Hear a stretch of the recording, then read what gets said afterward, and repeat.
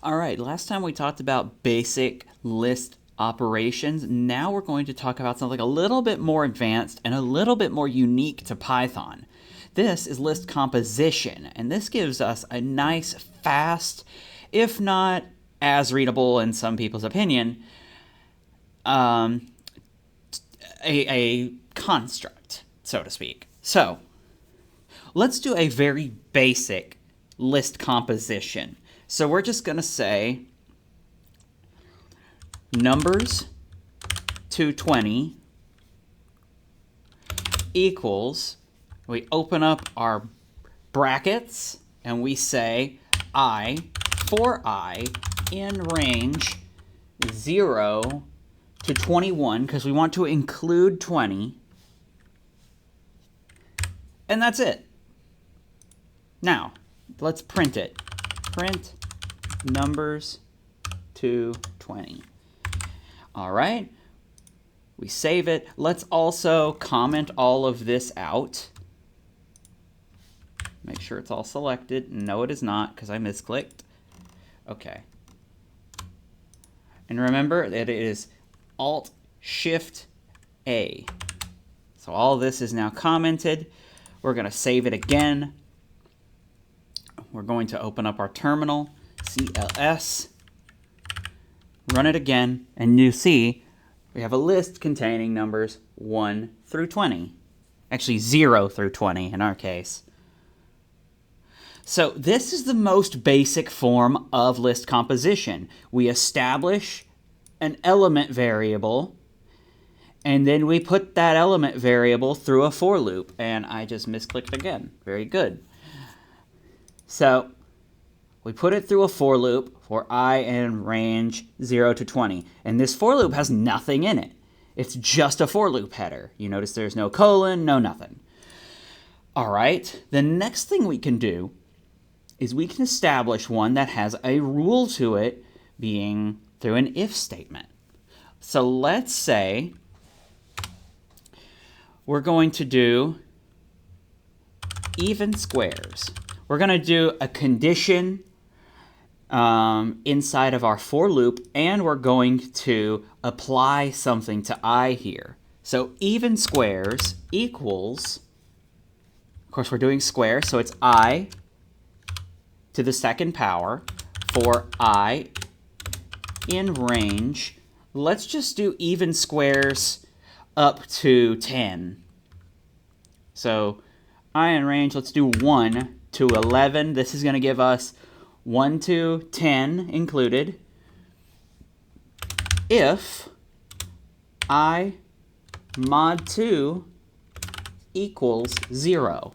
So let's take this one little piece at a time. We have created a variable called even squares. It holds a list that is composed of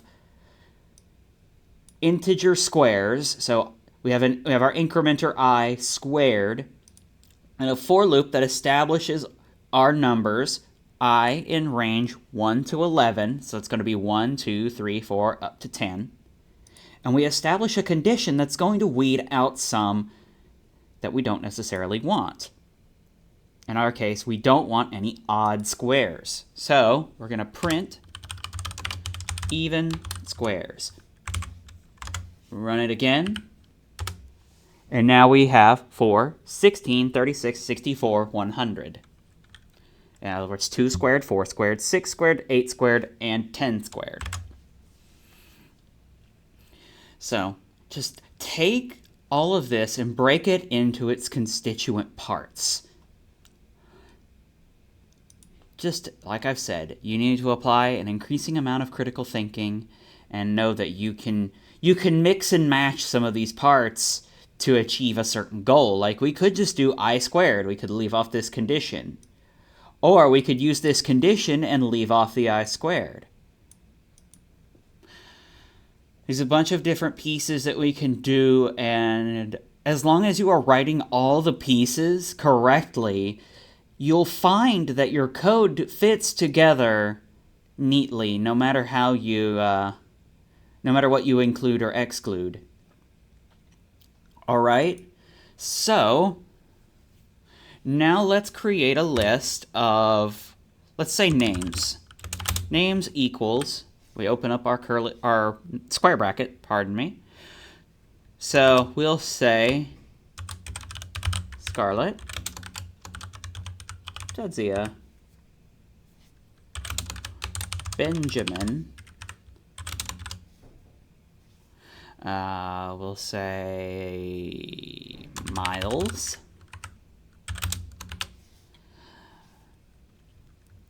I'll use some fictional names, Saru, Odo, and we'll do one more fictional name, and well, you could conceivably have these names, but this is taking them from fiction. So we have our list of names: Scarlett, Jadzia, Benjamin, Miles, Saru, Odo, and Tilly. We are going to, let's look at what we could be doing. Let's keep names that have I's in them. So we'll do a list composition. Names with I equals name for name in names if I in name.lower. Why are we doing the dot lower? This ensures that every letter we check is going to be, it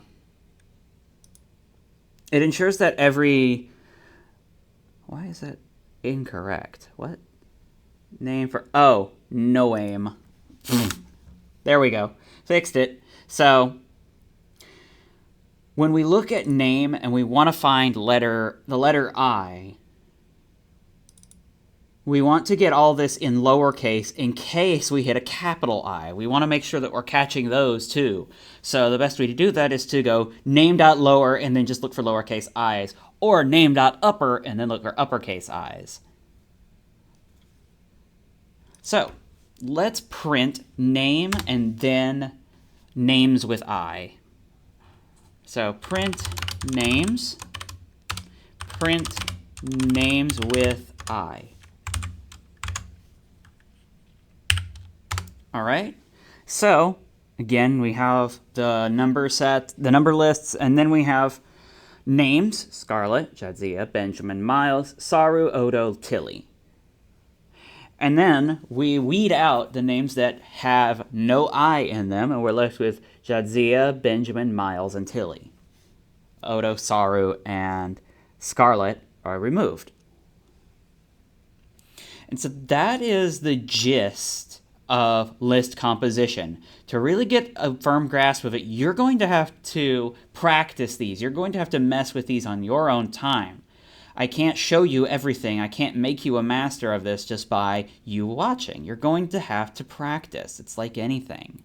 Whether you're learning a spoken language or an instrument or a sport, programming is no different. You have to take time to practice. So, practice with these. Use print calls to make sure you know what you're doing, to see the results, and go from there. Try new things. So that's going to do us for list composition. The next lesson we're going to do is going to be on two-dimensional lists. We're not going to worry ourselves with three-dimensional lists. Those can get headache-inducing very quickly. But we are going to do two-dimensional, so stay tuned for that.